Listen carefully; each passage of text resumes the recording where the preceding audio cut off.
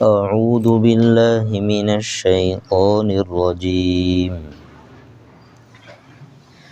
बिस्मिल्लाहिर रहमानिर रहीम। मैं अल्लाह की पनाह में आता हूँ शैतान मरदूद के शर से। बिस्मिल्लाहिर रहमानिर रहीम। शुरू करता हूँ अल्लाह के नाम से जो सब पर मेहरबान है, निहायत मेहरबान है। कल्ला इन्न किताबल फुज्जारि लफ़ी सिज्जीन वमा अदराक मा सिज्जीन किताबुम मरक़ूम। हरगिज़ नहीं, यकीन जानो फाजिल लोगों का नामा आमाल सिज्जीन में है। और आपको क्या मालूम कि वो सिज्जीन में रखा हुआ नामे आमाल क्या है? वह एक लिखी हुई किताब है। वैलुन यौमइज़िन लिलमुकज़्ज़िबीन अल्लज़ीन युकज़्ज़िबून बियौमिद्दीन वमा युकज़्ज़िबु बिही इल्ला कुल्लु मुअतदिन असीम।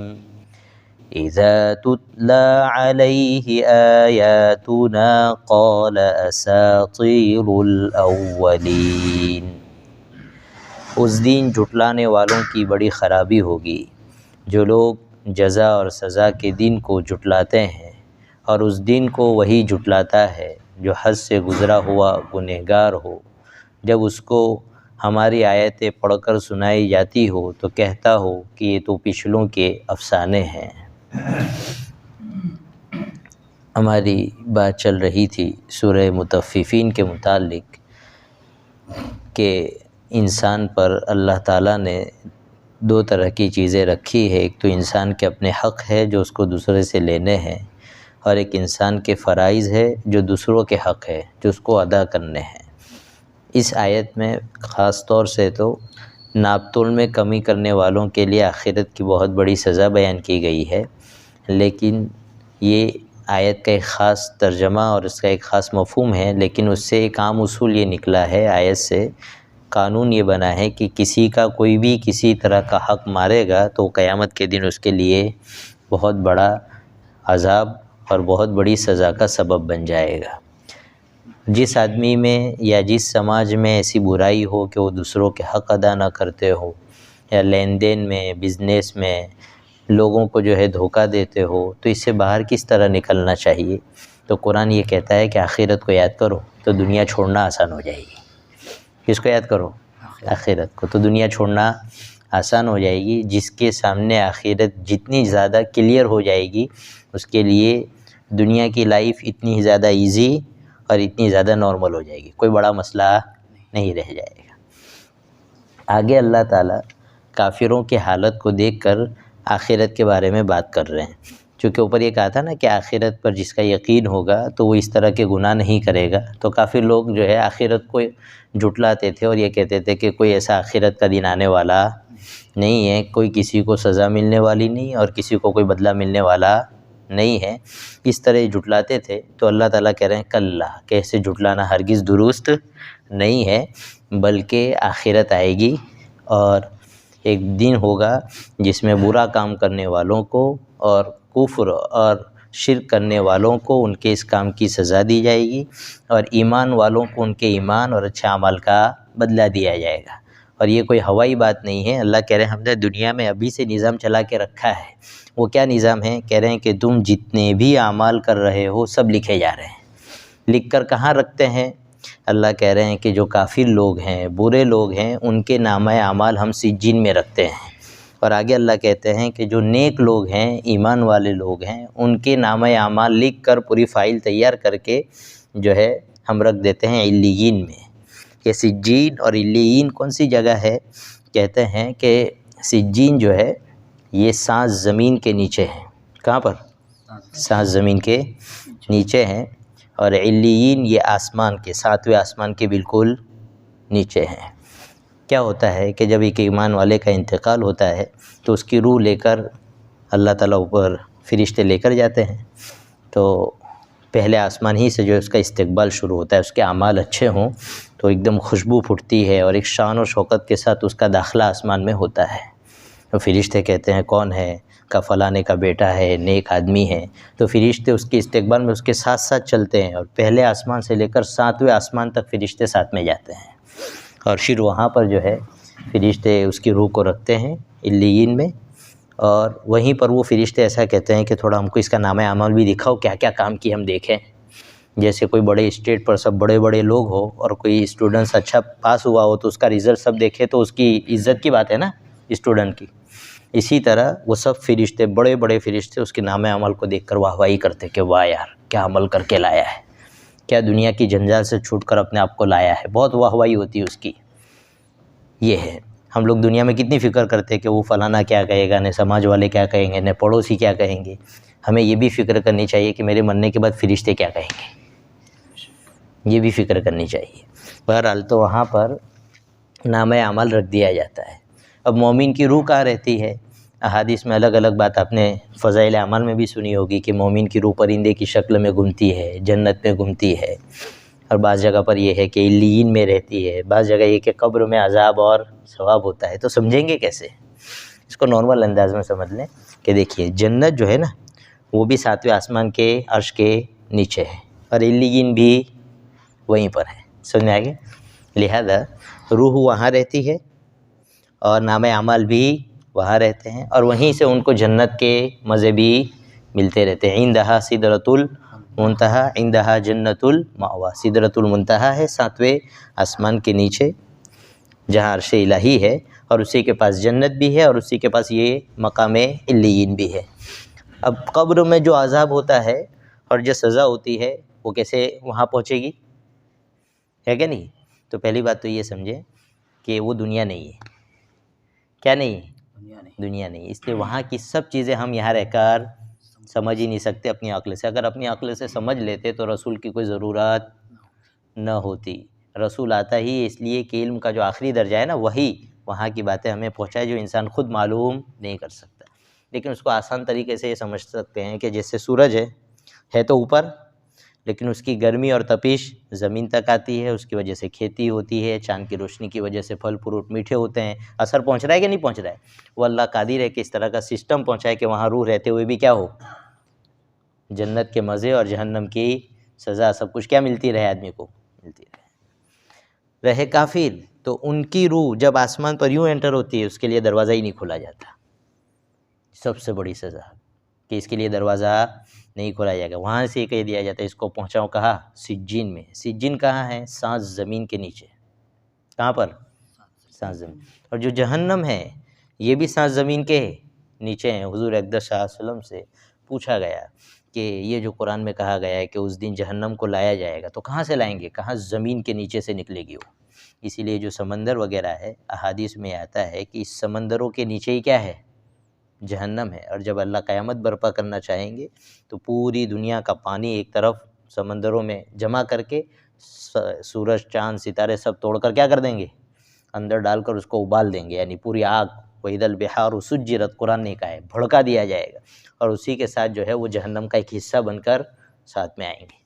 वो जो जहन्नम लाई जाएगी ना क़यामत के दिन 1000 साल दूर होगी और एक चीख मारेगी वो, तकादु तमय्यज़ु मिनल गैज़। काफिरों और नाफरमानों को देखकर कुरान ने कहा ऐसी चीख मारेगी ऐसा लगेगा जैसे फट जाएगी। और वो चीख होगी कि बड़े से बड़े रसूल और फरिश्ते घुटनों पर गिर जाएंगे घबरा कर। तो दूसरे लोगों का क्या हाल होगा, बहुत ख़तरनाक मामला होगा। अल्लाह हमारी हिफाजत करे। बहरहाल तो वो सिज्जीन का मकाम है, वहाँ काफिरों के नामा अमल होता है ना, पूरा डेटा वो पहुँचा दिया जाता है उनके नाम के साथ और एक ख़ास निशान भी लगा दिया जाता है, किताबुम मरकूम। देखते ही पता लग जाएगा ये कौन है, जहन्नमी है। समझ में। अब पहले ज़माने में ये चीज़ें बहुत मुश्किल थी समझ में आना कि भाई इतना बड़ा रजिस्टर कैसे आएगा जिसमें पूरी पहले से लेकर आखिर तक के इंसानों के नाम लिखे जाएंगे। पहले ज़माने में तो बहुत मुश्किल था। सहाबा की शान है कि हर चीज़ पर ईमान लाए हैं। हज़रत सिद्दीक़ अकबर रज़ी अल्लाह अन्हु को सिद्दीक़ क्यों कहा जाता है, जहाँ किसी को थोड़ा भी अक्ल की बेस पर क्या हो सकता था, शुबा हो सकता था, सवाल हो सकता, वो वहाँ भी क्या कहते थे, आमनतु, मैं इस पर ईमान लाया, मुझे ज़र्रा बराबर शक नहीं, मेरे रसूल ने कहा बात फ़ाइनल। ये हज़रत सिद्दीक़ की खासियत थी हज़रत अबू बकर की। मेराज कर क्या है, काफिरों ने कहा कि भाई कोई आदमी ऐसा कहे तो कि रातों रात यहाँ गया वहाँ गया। कहा बिल्कुल झूठ है। कहा कि तुम्हारे साहब कहते हैं जिनके साथ घूमते रहते हो। कहा तब तो बिल्कुल सच है। तब तो क्या कहा, सुलह हुदैबिया के मौके पर हज़रत उमर जैसे हज़रत उमर हुजूर से कह रहे हैं क्या हम ताकतवर नहीं हैं, क्या हम ईमान वाले नहीं हैं, क्या हम इज़्ज़त वाले नहीं हैं। हुजूर ने कहा सब कुछ है। तो कहा हम दबकर क्यों सुलह करें, है क्या नहीं। हज़रत उमर को भी सवाल है। लेकिन हज़रत अबू बकर सिद्दीक़ के पास गए हज़रत उमर, तो वही बोल थे जो नबी के बोल थे। तो बिल्कुल कोई ऑप्शन नहीं भाई अक्ल का, वही के सामने। ये हमें सीखने की चीज़ है। कोई कितना भी ऑप्शन दे, लेकिन भाई वही के सामने अक्ल का कोई ऑप्शन आता ही नहीं समझ में आया। इतना फ़र्क है, जैसे आसमान तो कोई मीनारा लगा हो, वहाँ से खड़ा होकर कोई आदमी कोई चीज़ देख रहा हो तो हम उसके बराबर हो सकते हैं।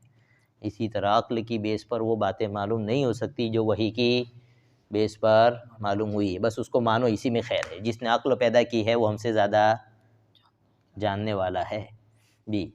तो सिज्जीन जो है ये 7 ज़मीन के नीचे है। फिर काफिर की रूह जाती है, वहीं से कह दिया इसका फिटकार है, क्या है, इसको भेजो यहाँ 7 ज़मीन के नीचे। और वहीं जहन्नम भी है। लिहाजा जिन अहादीस में और कुरान की आयतों में ये है कि हम उनके सामने जहन्नम पेश करते हैं, मतलब ये है कि जहन्नम भी वही है और उनका नाम अमाल भी वही है और उनकी रूहें भी वही हैं। क़यामत के दिन वहीं से लाए जाएंगे। अल्लाह का हम पर कितना बड़ा फजल है कि हमें अल्लाह ने क्या दिया है, ईमान दिया है। इस कायनात की सबसे बड़ी नेमत ईमान है। क्या है, और इसी उस नेमत के लिए हुज़ूर ने फरमाया था लौ कुत्तिलता औ हुर्रिक़ता औ सुल्लिबता ला तुशरिक बिल्लाह, कि तुम्हें कत्ल कर दिया जाए या तुम्हें फांसी पर चढ़ा दिया जाए या तुम्हें जला दिया जाए, फिर भी तुम 1 सेकंड के लिए भी शिर्क मत करना। कुछ भी हो जाए, जान की बाजी लग सकती है लेकिन आदमी का ईमान नहीं जा सकता। सहाबा की ये बात थी कि उनको तीर लग रहे हैं जी, उनके ऊपर तलवारें चल रही है, गर्दन कट रही है, और उनकी ज़बान से निकलता था फुस्तु व रब्बिल काबा, कि रब्बे काबा की कसम आज मैं कामयाब हो गया। ईमान के लिए जान जा रही है और ज़बान पर क्या आ रहा है, कामयाबी का बोल। ये है। तो अल्लाह कह रहे हैं कि भाई तुम ये कह रहे हो ना कि कोई हिसाब किताब नहीं होगा, ऐसा नहीं, हमने तो पूरा सिस्टम तुम्हारे साथ चला कर रखा है। जो कुछ नाम तुम अमल कर रहे हो पूरा का पूरा क्या है, लिखा जा रहा है, पूरा रिकॉर्ड है। पहले ज़माने में समझना मुश्किल था, अब तो छोटी सी चिप में सब कुछ आ जाता है जी। तो जो इंसान ऐसा बना सकता है तो इंसान का बनाने वाला क्या सिस्टम नहीं बना सकता है। लिहाजा उसके अल्लाह कह रहे हैं कि हमारा एक सिस्टम है, सब के नाम अमल लिखे जाते हैं। और फिर कैसा, कोई धोखा नहीं, किताबुम मरकूम, जो तुम्हारे साथ फरिश्ते लगे हुए हैं, किरामन कातिबीन, वो रजिस्टर लेकर आए तो फिर उस पर एक ख़ास तरह की सील क्या लगा देते हैं, सील लगा देते हैं कि जब क़यामत के दिन निकलेगा तो इसी तरह, जिस तरह उन्होंने दिया था ना 2 फरिश्तों ने लाकर, इसी तरह मिलेगा। कोई धोखा नहीं। वला युज़लमून फ़तीला, और कोई जुल्म भी नहीं। अल्लाह कह रहे हैं हम किसी काफिर पर भी इतना भी जुल्म नहीं करेंगे। जैसे खजूर का ठोलिया होता है ना, उसके बीच में वो पतला सा वो निकलता है पर जी, खाल निकलती थोड़ी सी झिल्ली, इसके बराबर भी जुल्म नहीं करेंगे। अहले अरब के यहाँ तो खजूर होते हैं ना, तो अल्लाह उनको समझा रहे थे, बोले इतना जुल्म भी हम किसी काफिर पर भी करने वाले नहीं हैं जी।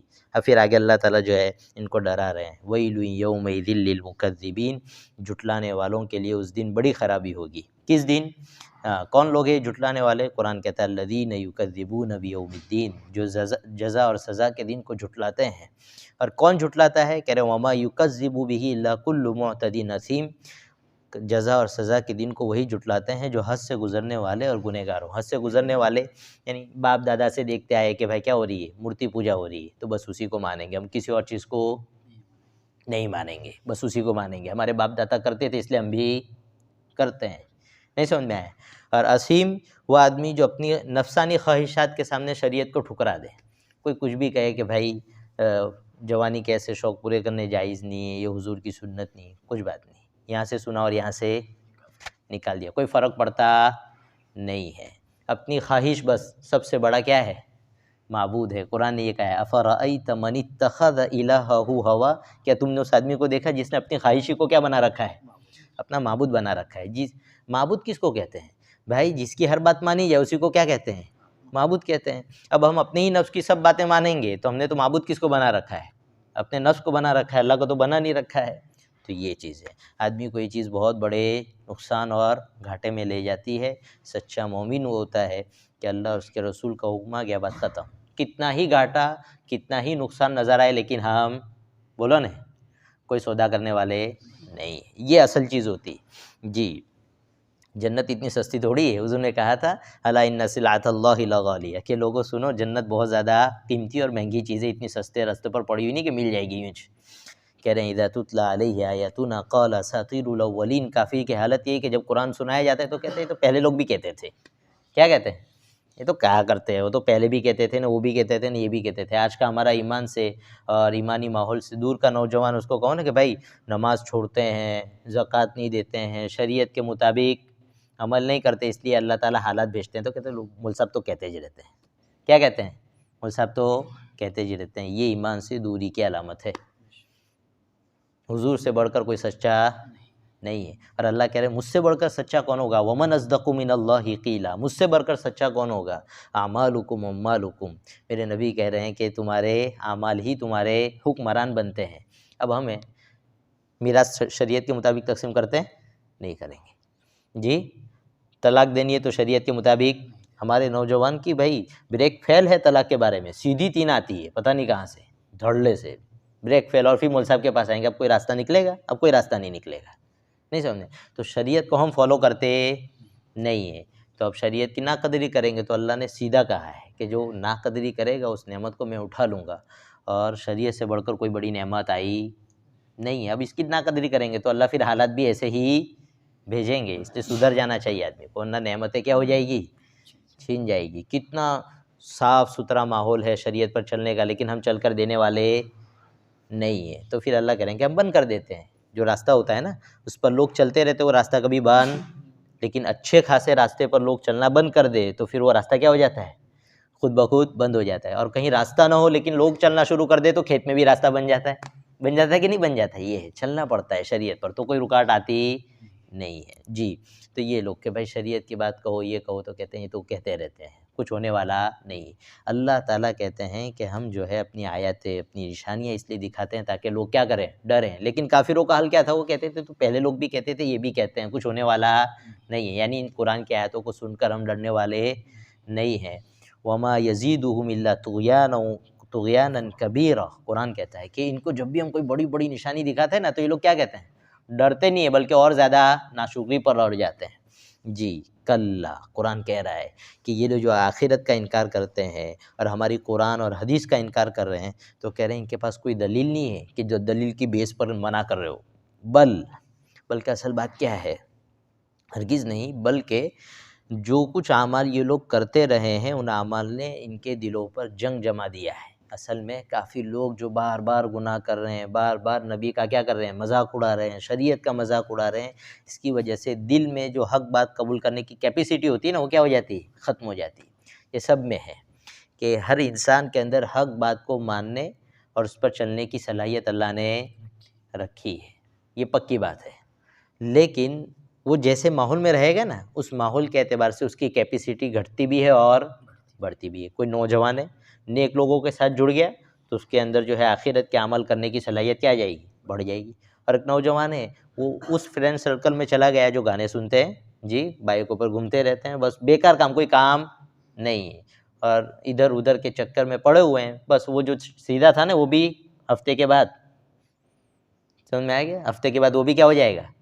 बिगड़ जाएगा। जैसे हुजूर के बारे में आता है कि हुजूर अक़दस सल्लल्लाहु अलैहि वसल्लम बाज़ार में न चीखने वाले थे, यानी उनकी तबीयत भी ऐसी नहीं थी, और न दूसरे को देखकर चीखने वाले थे। 2 तरह के लोग होते हैं नौजवान, एक तो बेचारा सीधा होता है, लेकिन 5 जो है ना बिगड़े हुए हैं, वो चिल्लाते हैं। अब इसने अठवाडिया तक तो देखा कि सीटी नहीं मारनी, अठवाडिया के बाद ये भी सीटी नहीं बजती फिर भी बजा रहा है जी, हाँक नहीं निकलती फिर भी निकाल रहा है। क्यों? अब नकल कर रहा है।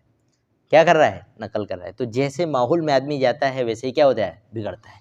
और दिल जो होता है ना, इस पर जब गुनाह पड़ता है तो हदीस में आता है जब मोमिन गुनाह करता है तो उसके दिल पर सियाही, एक काला नुक्ता लगता है। फिर तौबा कर लेता है तो यानी अल्लाह का खौफ हुआ, तौबा कर ली, मिट गया है। और नहीं किया तो फिर वो बढ़ता बढ़ता जाता है और दिल को पूरा घेर लेता है। अब ये वो अंदर वाला दिल नहीं कि ऑपरेशन करवा के निकालेंगे तो वो दिल नज़र आएगा काला हो गया, ऐसा नहीं। जैसे कान है ना, तो कान है, लेकिन सुनने की ताकत अलग चीज़ है। आँख है, लेकिन देखने की ताकत एक अलग चीज़ है। इसी तरह दिल जो है गोश्त का लोथड़ा है, लेकिन जो दिल है ना, जिस पर आमाल का असर होता है, वो एक अलग चीज़ है, वो दिखती नहीं है, एक लतीफ़ चीज़ है, उस पर असर होता है। उस पर क्या होता है? असर होता है। इसलिए कहते हैं कि मोमिन गुनाह करे तो उसको ऐसा महसूस होता है जैसे उसके सर पर पहाड़ है। जब तक तौबा न कर ले उसको चैन आता और मुनाफिक आदमी वो गुनाह करे तो उसको क्या फ़र्क पड़ता है, जैसे यहाँ मक्खी बैठी हुई उड़ा दी, कोई फ़र्क पड़ा, बस वो गुनाह किया, कोई फ़र्क नहीं पड़ता, नो टेंशन। कैसा? No tension. और ईमान वाला, जिसका ईमान और जिसका दिल साफ़ हो, उससे छोटा भी गुनाह हो जाए तो जब तक अल्लाह के सामने रो ना ले उसके दिल को सुकून मिलने वाला नहीं है। ये बात है। तो कुरान कह रहा है कि ये काफिर, इनके पास कोई दलील नहीं है आखिरत को झुटलाने के लिए, ये तो इतने गुनाह करते रहे कि अब इनको हक बात समझ में आने वाली। आईना हो तो उसमें सूरज की किरणें रिटर्न होती, दीवार पे होती नहीं होती। इस तरह इनके दिल जो है आईने जैसे अल्लाह ने बनाए थे, सबके हक बात मानने की सलाहियत रखी थी, लेकिन सब बिगाड़ दिया। अब जो है हक तो हक ही है, सूरज की रोशनी तो रोशनी है, लेकिन अंधा हो गया तो अब कहाँ से दिखेगा, ये मामला है। कल्ला बल रान अला कुलूबिहिम मा कानू यक्सिबून, हरगिज़ ऐसा नहीं है, यानी आखिरत को नहीं झुटलाना चाहिए, इनके पास कोई दलील भी नहीं है, बल्कि जो कुछ ये अमाल करते रहे हैं उसने उनके दिलों पर जंग चढ़ा दिया है। कल्ला, अब अल्लाह कह रहे हैं आखिरत से बेफिक्र होने की ज़रूरत नहीं है, काफिरों को सज़ा सुना रहे हैं अल्लाह। इन्नहुम अन रब्बिहिम यौमइज़िन लमहजूबून, के ये लोग, यकीन जानो ये लोग उस दिन यानी क़यामत के दिन अपने परवरदिगार के दीदार से महरूम होंगे। देखिए अजीब व गरीब सज़ा सुना रहा है कुरान। कुरान ये कह रहा है कि क़यामत के मैदान में जब खड़े होंगे तो इनको अल्लाह की ज़ियारत नहीं करवाई जाएगी। मुझे एक चीज़ देखनी ही नहीं है और उसको मुझे न देखने दिया जाए तो मुझे कोई तकलीफ़ होगी भाई? होगी। लेकिन जिस चीज़ का शौक़ है, जिसको देखना है, फिर न देखने दिया जाए तो मुझे क्या होगी? तकलीफ़ होगी। इसका मतलब क्या है? हर काफिर के दिल में अल्लाह की मोहब्बत है, खालिक होने की वजह से। क्या होने की वजह से? और वही वो मोहब्बत और ताल्लुक़ है कि हर आदमी अलग अलग तरीक़े से सबसे बड़े माबूद को ढूंढता है। दुनिया है ना, दुनिया में दो तरह के लोग हैं। देखें, एक तो वो लोग हैं जो एथिस्ट हैं, यानी कहते हैं कि भाई इस दुनिया का पैदा करने वाला कोई नहीं है। फ़लसफ़ा है ना, जो फ़लसफ़े को क्या कहते हैं इंग्लिश में? यानी सुपर पावर के बारे में जो इल्म बात करता है फ़लसफ़ा, उसमें 4 स्कूल है। कितनी स्कूल है? 4। उसमें सिर्फ एक ही वो लोग हैं जो ये कहते हैं कि इस दुनिया में का कोई बनाने वाला नहीं। एक बहुत बड़ा साइंटिस्ट है, मैं नाम भूल गया, वो तो ये कहता है कि जो अच्छी तरह साइंस पढ़ ले और एक्सपर्ट हो जाए वो कभी इस बात को नहीं कह सकता कि इस दुनिया का बनाने वाला कोई भी नहीं है। इससे बड़ी बेअक्ल और बेबुनियाद बात कोई भी नहीं है। इसका मतलब क्या है कि अक्सरियत दुनिया की ये बात मानती है कि इस दुनिया का बनाने वाला कोई है, और उसी की तलाश में लोग अलग अलग तरीके से क्या करते हैं? इबादत करते हैं, मजहबी काम करते रहते हैं। और ये भी एक बात है कि जो लोग खुदा को मानते हैं उसमें भी कोई इख्तिलाफ नहीं है। सबसे बड़ा एक अल्लाह है और उसके नीचे दूसरे लोग हैं, ये दूसरे मज़हब के लोग मानते हैं। महादेव होते हैं ना इनके यहाँ जी, बड़े बड़े, ये मतलब ये कि बीच में दूसरे देवता तो है लेकिन सबसे बड़ा तो एक ही है इनके नज़दीक। हिंदुओं के नज़दीक भी, ईसाइयों के नज़दीक भी, बल्कि उनके वहाँ तो कायदा है लिखने का कि जो सबसे बड़ा गॉड है उसके लिए कैपिटल में लिखा जाएगा गॉड, उसके अलावा बीच के जो आते हैं वो सब क्या है? स्मॉल में लिखे जाएंगे। इनका कायदा है ये मज़हब का। एक दूसरी बात, लेकिन हर एक के अंदर अपने पैदा करने वाले की तलाश बाकी है, और हर एक को एक तलाश है। जब क़यामत के दिन सब दलील वाज़ेह हो जाएगी और सबको पता लग जाएगा कि हमारा पैदा करने वाला कौन है? अल्लाह है। और दुनिया और आखिरत की सबसे बड़ी नेमत अल्लाह की ज़ियारत है। क्या है? अल्लाह कह रहे हैं ये नेमत हम काफिरों को नहीं अता करेंगे। कोई काफिर अल्लाह को नहीं देख सकता। मैदान हश्र कायम होगा, अल्लाह की तजल्ली होने से पहले ही जितने गुमराह फ़िरक़े हैं ना, इस्लाम से हटे हुए लोग हैं, उनके फ़रिश्ते उनके माबूदों की शक्लें इख्तियार करेंगे, और प्यास बहुत लगी हुई होगी तो जहन्नम को अल्लाह, जैसे दूर से हमको सड़क में गर्मी में क्या दिखता है? पानी दिखता है ना, ऐसे अल्लाह जहन्नम को पानी दिखाएगा और ये उसके पीछे चलते जाएंगे। यहूदी जाएंगे, ईसाई जाएंगे, बुत परस्ती करने वाले, मूर्ति पूजा का सब चले जाएंगे, सब जहन्नम में जाएंगे। उसके बाद 2 ही लोग बचेंगे, मुनाफिक और ईमान वाले। अब अल्लाह की तजल्ली होगी, लेकिन जो मुनाफिक लोग होंगे ना, उन लोगों को उस तजल्ली से क्या कर दिया जाएगा? महरूम कर दिया जाएगा, सजदा भी नहीं कर पाएंगे वो लोग। तख्ते जैसे अल्लाह क्या कर देंगे? पीठ बना देंगे। खालिस ईमान वाले लोग जो अल्लाह की और उसके रसूल की वफ़ादारी में कैसे थे? सच्चे थे, उनको अल्लाह की ज़ियारत होगी। और वो भी डायरेक्ट नहीं, इम्तिहान होगा। पहले एक तजल्ली होगी और कहेंगे मैं तुम्हारे रब हूँ। ईमान वाले कह देंगे तुम हमारे रब, उनको पता लग जाएगा ये हमारा रब नहीं। फिर दूसरी होगी, एक तस्वीर ज़ाहिर होगी, कहा ये भी हमारा रब नहीं। फिर तीसरी मरतबा यौम युक्शफ़ु अन साक़िन व युदअऊन इला सुजूद फ़ला यस्ततिऊन। फिर जो है तीसरी मरतबा अल्लाह की तजल्ली होगी और ईमान वाले धड़ल्ले से सजदे में गिर जाएंगे, लेकिन जो मुनाफिक लोग होंगे वो सजदे में नहीं गिर पाएंगे। उसके बाद उस मैदान में नूर तकसीम होगा, ईमान वालों को भी मिलेगा और मुनाफिक को भी मिलेगा। और सब पुल सिरात पर पहुँचेंगे ना, तो वहाँ पर जो है मुनाफिक भी जाएंगे, लेकिन वहाँ पहुँचने के बाद पुल सिरात पर एंटर होने से पहले मुनाफिकों का जो नूर होगा वो क्या हो जाएगा, ख़त्म, बुझ जाएगा।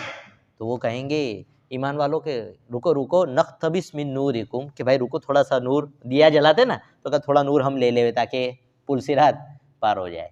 तो वो कहेंगे थोड़ा पीछे से ले लो ना, जहाँ तकसीम हुआ था अभी वहीं चले जाओ, क़ील इरजिउ वराअकुम फल्तमिसू नूरा। वो लोग मुनाफिक लोग वहाँ पीछे जाएंगे तो अल्लाह बीच में क्या कर देंगे, दीवार खड़ी कर देंगे। अब इस तरफ ईमान वाले हैं और उस तरफ मुनाफिक है। ये इनके साथ इसलिए किया कि दुनिया में अपने आप को ईमान वाला कहते थे, लेकिन अल्लाह और उसके रसूल को क्या करते थे, धोखा देते थे। तो अल्लाह मज़ा चखा रहे कि धोखा क्या चीज़ होती है, यहाँ देखो कि नूर मिला था, खुश थे, अब लूट गया तो गम मनाओ बैठकर, क्या होता है ये है। अल्लाह हमारी हिफाजत करे। तो उस दिन जो है काफिरों के बारे में कुरान ये कह रहा है कि हम उनको अल्लाह की ज़ियारत करने नहीं देंगे, बल्कि अल्लाह ये कह रहे हैं कि हम निगाह उठाकर भी नहीं देखेंगे। भाई एक बादशाह हो और बहुत ज़्यादा लोगों को इनामत दे रहा हो और कोई बहुत ज़्यादा ज़रूरतमंद बंदा खड़ा हो, तो वो ये चाहेगा कि नहीं कि सबसे पहले मुझ पर नज़र पड़े, और बादशाह की नज़र ही ना पड़ती हो तो उसके दिल में क्या गुजरेगी। तो ऐसा मामला है। अल्लाह कह रहे हैं कि सबसे ज़्यादा उस वक्त ज़रूरत में होंगे, सबसे बड़ा अजाब सर पर खड़ा होगा, लेकिन हमारी रहमत जो है इनकी तरफ निगाह उठाकर देखने वाली भी नहीं है। बहुत से ऐसे गुनाह है ईमान वालों के लिए भी जिनके बारे में अहादीस में आया है कि जो ऐसे गुनाह करेगा अल्लाह उनको नज़र उठाकर भी नहीं देखेगा। तो आदमी को यहाँ दुनिया में तो नॉर्मल लगता है, आखिरत में नानी याद आ जाएगी। वो 4-5 गुनाह ऐसे हैं कि जो करे मोमिन तो अल्लाह उसको निगाह उठाकर नहीं देख, शायद उसमें जिना का भी आता है, निगाह उठाकर नहीं देखेंगे अल्लाह। मतलब ये है कि तुम्हारे लिए कोई जगह ही नहीं है। बहुत ख़तरनाक मामला है, इसलिए इन चीज़ों को बहुत अहमियत से लेना चाहिए। आगे कुरान कहता है सुम्मा इन्नहुम लसालुल जहीम, फिर जो है ये लोग जहन्नम में दाखिल होंगे। यानी सिर्फ ये नहीं कि अल्लाह की ज़ियारत से महरूम हो गए, फिर दायमी अज़ाब। फिर कहा जाएगा सुम्मा युक़ालु हाज़ल्लज़ी कुन्तुम बिही तुकज़्ज़िबून, ये है वो जहन्नम, लो बैठ लो देख लो, यही है जिसको तुम झुटलाते थे कि कोई आखिरत नहीं है, कोई हिसाब किताब नहीं होगा, कोई पकड़ नहीं होगी। अल्लाह कह रहे हैं यही है जन्नत। नहीं समझ में आया? जैसे कि वो मानता नहीं हो तो फिर देवे ना, फिर कहा इसी का कह रहा था मैं कि मान जाओ ना मारूंगा यूँ, उस्ताद मारते हैं ना तो ऐसा कहते हैं जी, ये हाल है। अब आगे जो है अल्लाह ताला ईमान वालों की अच्छी हालत भी सुनाएंगे इंशाअल्लाह आइंदा मजलिस में। सुभान अल्लाह, सुभान अल्लाह।